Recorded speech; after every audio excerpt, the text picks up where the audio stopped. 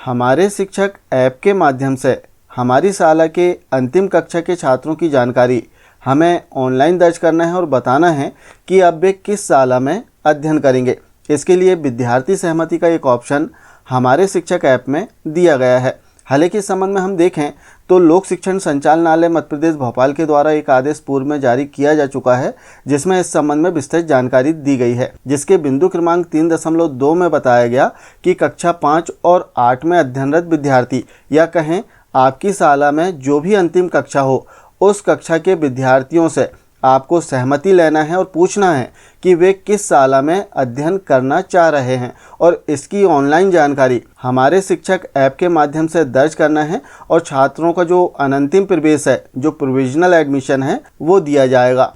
तो इस प्रकार से जो आदेश है वो जारी कर दिया गया है। साथ ही इसमें बताया गया है कि यदि विद्यार्थी अनुत्तीर्ण होता है तब ऐसी स्थिति में विद्यार्थी को अनमैप किया जा सकेगा। तो आइए समझते हैं कि हमारे शिक्षक ऐप के माध्यम से छात्रों की जो जानकारी है कि वे किस शाला में अध्ययन करना चाह रहे हैं, इसकी जानकारी कैसे दर्ज करें। तो इसके लिए सबसे पहले तो सहमति लेना होगा।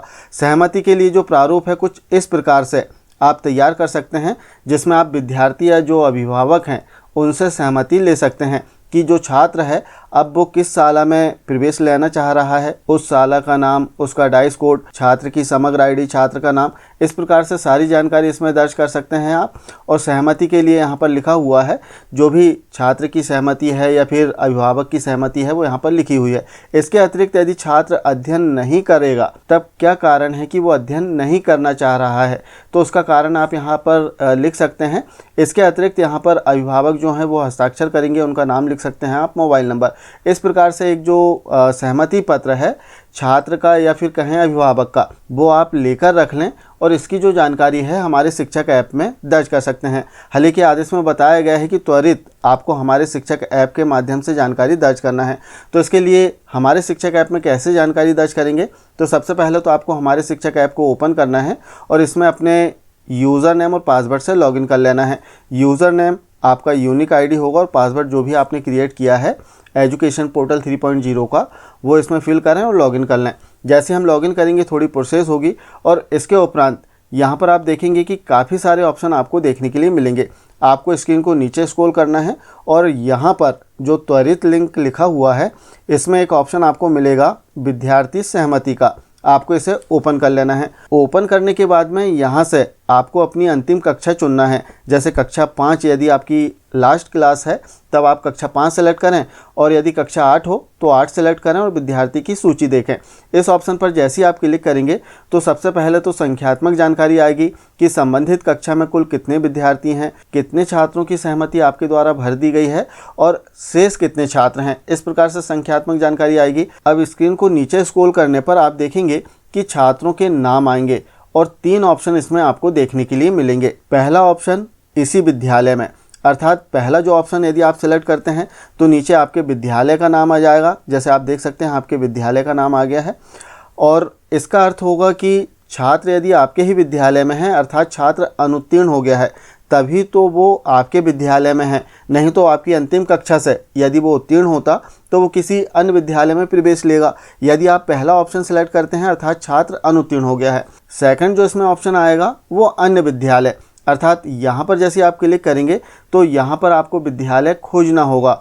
यहाँ पर आप सर्च करेंगे कि वो किस विद्यालय में जा रहा है, छात्र बता देगा, तो आप यहाँ से खोज सकते हैं। खोजने के लिए सिंपल विद्यालय खोजें इस ऑप्शन पर क्लिक करें और यहाँ पर आप देख सकते हैं यू डाइस कोड का एक ऑप्शन दिया गया है। यहाँ पर आप यू डाइस कोड से सर्च कर सकते हैं या फिर आपको यू डाइस कोड नहीं पता है तब आप सीधे यहाँ पर विद्यालय का नाम लिख सकते हैं। जिस ग्राम में विद्यालय हो सीधे आप उस ग्राम का नाम भी लिख सकते हैं। यदि पिन कोड पता हो तो पिन कोड फिल कर दें और अन्य जो ऑप्शन यदि आपको लगता है पता है तो आप सेलेक्ट करें, अन्यथा खोजें पर क्लिक कर दें।